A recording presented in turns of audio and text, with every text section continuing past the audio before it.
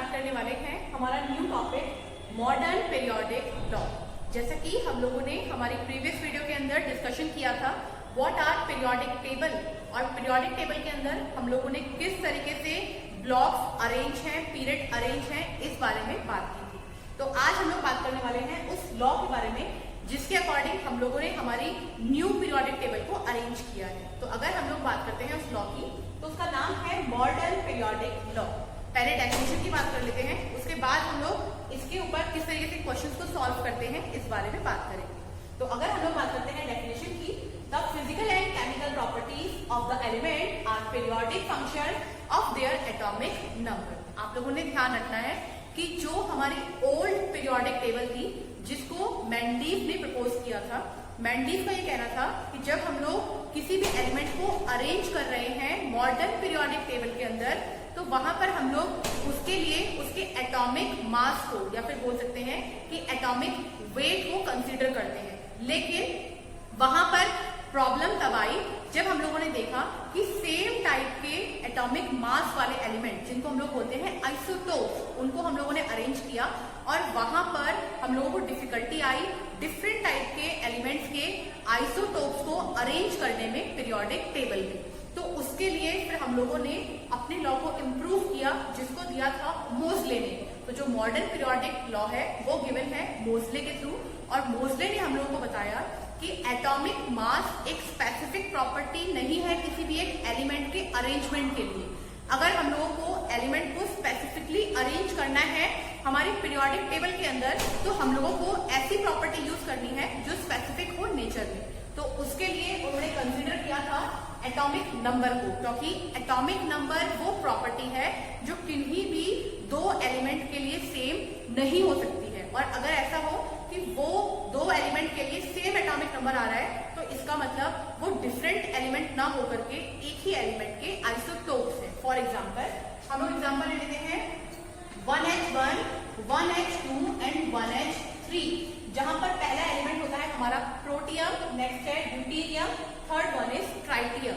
यहाँ अगर हम लोग बात करते हैं एटॉमिक नंबर की, तो तीनों के लिए ही एटॉमिक नंबर सिमिलर है। लेकिन अगर हम लोग बात करते हैं यहाँ पर एटॉमिक मास की, तो वो डिफरेंट है। तो हम लोगों ने डेफिनेशन भी पढ़ रखी है, ऐसे एलिमेंट जिनका एटॉमिक नंबर सेम होता है लेकिन मास नंबर डिफरेंट होता है, उनको हम लोग बोल देते हैं आइसोटोप्स। तो यहाँ पर जो मॉडर्न पीरियोडिक लॉ है वो डिपेंडेंट है एटॉमिक नंबर के ऊपर rather than the atomic mass. तो ये है हमारा मॉडर्न पीरियोडिक लॉ जिसके अकॉर्डिंग हम लोग एलिमेंट्स को अरेंज करते हैं हमारे पीरियोडिक टेबल के अंदर। अब हम लोग बात करेंगे उन प्रॉपर्टीज के बारे में जिनके अकॉर्डिंग हम लोग पीरियोडिक टेबल के अंदर किसी भी एलिमेंट को आइडेंटिफाई करते हैं कि वो किस ग्रुप के अंदर प्रेजेंट है एंड किस पीरियड के अंदर प्रेजेंट है। तो स्टार्टिंग करेंगे हम लोग ब्लॉक वाइज।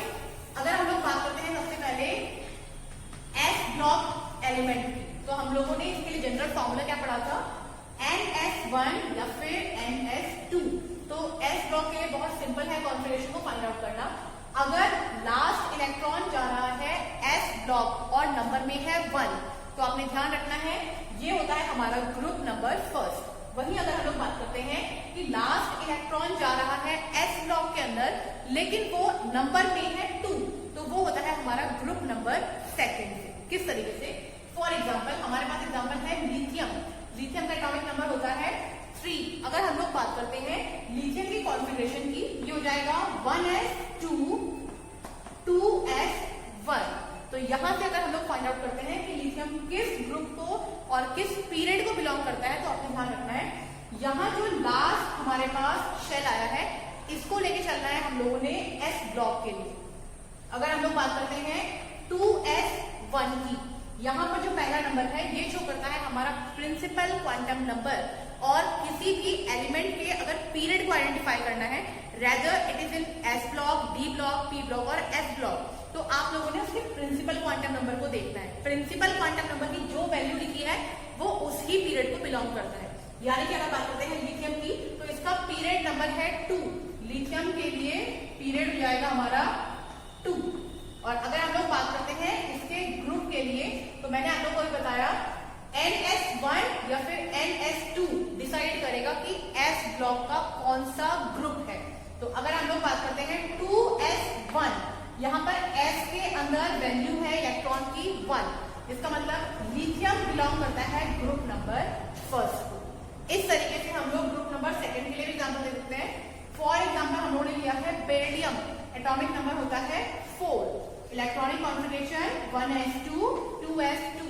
अगेन हम लोगों को लास्ट शेल देखना है, यहाँ पर लास्ट शेल है 2s2, तो यहाँ आप लोगों को ध्यान रखना है 2s2 के अंदर जो प्रिंसिपल क्वांटम नंबर है वो डिसाइड करेगा कि ये कौन से पीरियड के अंदर है। तो यहाँ पर नंबर लिखा है 2, तो इसीलिए बेरिलियम का जो पीरियड हो जाएगा वो हो जाएगा 2। और अगर हम लोग बात करते हैं इसके ग्रुप की, ग्रुप क्या है, तो S के अंदर लास्ट इलेक्ट्रॉन है 2, यहाँ पर 2 इलेक्ट्रॉन की फिलिंग है, तो 2 इलेक्ट्रॉन के लिए इसका ग्रुप हो जाएगा सेकंड। नेक्स्ट हम लोग बात कर लेते हैं हमारे नेक्स्ट ब्लॉक की, जो कि होगा P ब्लॉक एलिमेंट। अगर हम लोग बात करते हैं जनरल कॉन्फ़िगरेशन की, कॉन्फ़िगरेशन है इसकी NS2 NP1 to 6। यहाँ पर P ब्लॉक के अंदर मिनिमम नंबर रहता है 1 और मैक्सिमम नंबर रहता है 6, और ये डिसाइड करेगा कि P ब्लॉक के अंदर कौन से ब्लॉक के अंदर एलिमेंट प्रेजेंट है। आप लोगों ने यहाँ ध्यान रखना है,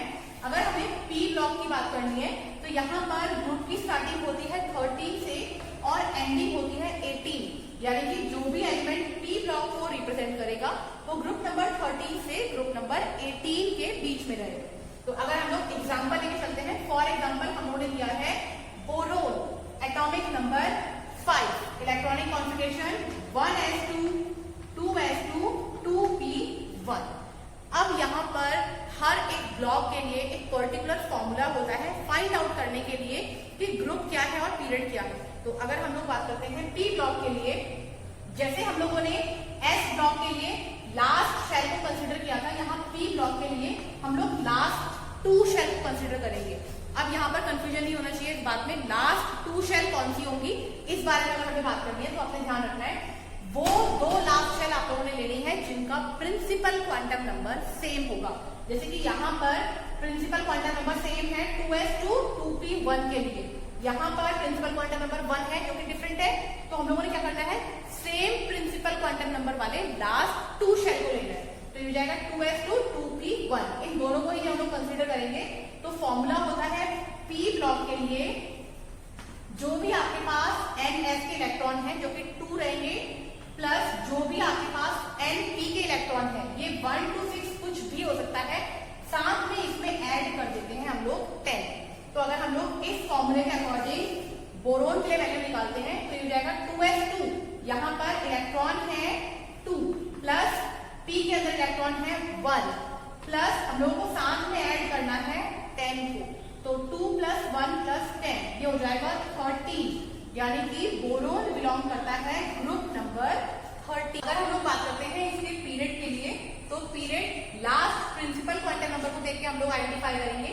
यहाँ पर लास्ट नंबर है 2, तो प्रिंसिपल क्वांटम नंबर के अकॉर्डिंग इसका पीरियड भी हो जाएगा 2।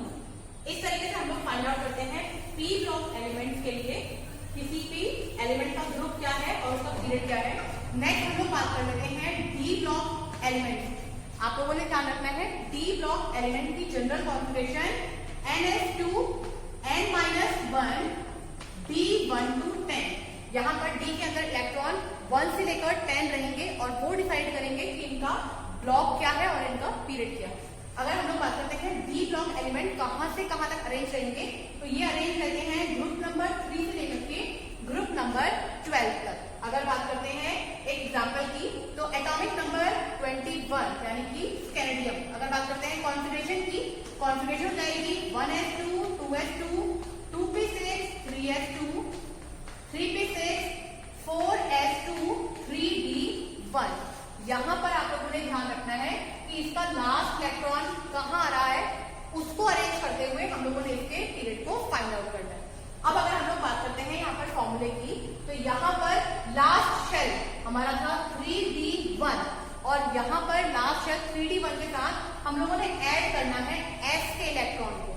यहाँ पर आपने ध्यान रखना है कि D ब्लॉक के अंदर जो s के इलेक्ट्रॉन होते हैं वो फिक्स रहेंगे, वैल्यू 2 रहती है, कुछ एक्सेप्शंस को छोड़ के, तो हमें वही 2 वैल्यू को ऐड करना होता है D ब्लॉक के एलिमेंट के साथ। तो यहाँ पर अगर हम लोग बात करते हैं इसके लिए ग्रुप क्या होगा, तो ग्रुप में हम लोगों को s के इलेक्ट्रॉन प्लस ऐड करने हैं डी के इलेक्ट्रॉन। तो यहाँ एस के इलेक्ट्रॉन है 2, डी के इलेक्ट्रॉन है 1, तो 2 + 1 कितना हो जाएगा 3, यानी कि स्टेरिडियम का ग्रुप नंबर है 3। और अगर हम लोग बात करते हैं इसका पीरियड क्या होगा, पीरियड यहाँ पर, अब यहाँ पर ध्यान देना है हमें मैक्सिमम प्रिंसिपल क्वांटम नंबर को ना लेते हुए मिनिमम प्रिंसिपल क्वांटम नंबर को लेना है। मिनिमम प्रिंसिपल क्वांटम नंबर से मेरा मतलब है यहाँ पर मैक्सिमम था 4s2, यहाँ पर लास्ट इलेक्ट्रॉन 4s2 का था, लेकिन हमें उससे जस्ट एक शेल आगे जाना होता है, यानी कि 3d1। तो यहाँ पर प्रिंसिपल क्वांटम नंबर कंसिडर करते हैं हम लोग 3, तो इसके लिए पीरियड हो जाएगा 3। इस तरीके से हम लोग फाइंड आउट करते हैं एस ब्लॉक, पी ब्लॉक और डी ब्लॉक के लिए कि उनका ग्रुप क्या है और पीरियड क्या है। यहाँ पर अगर हम लोग बात करते हैं एस ब्लॉक की, तो एस ब्लॉक क्योंकि ग्रुप को बिलोंग नहीं करता है, सिर्फ पीरियड को बिलोंग करता है, तो अगर एटॉमिक नंबर 57 से एटॉमिक नंबर 103 तक हम लोग जा रहे हैं, तो आपने ध्यान रखना है कि वो पीरियड नंबर 6, पीरियड नंबर 7 को बिलोंग करते हैं। तो एस ब्लॉक का कोई भी एलिमेंट आए तो आपने ध्यान रखना है 57 से आगे पीरियड नंबर 6 रहेगा, और 89 से आगे अगर हम लोग जाते हैं तो वो पीरियड नंबर 7 को बिलोंग करता है।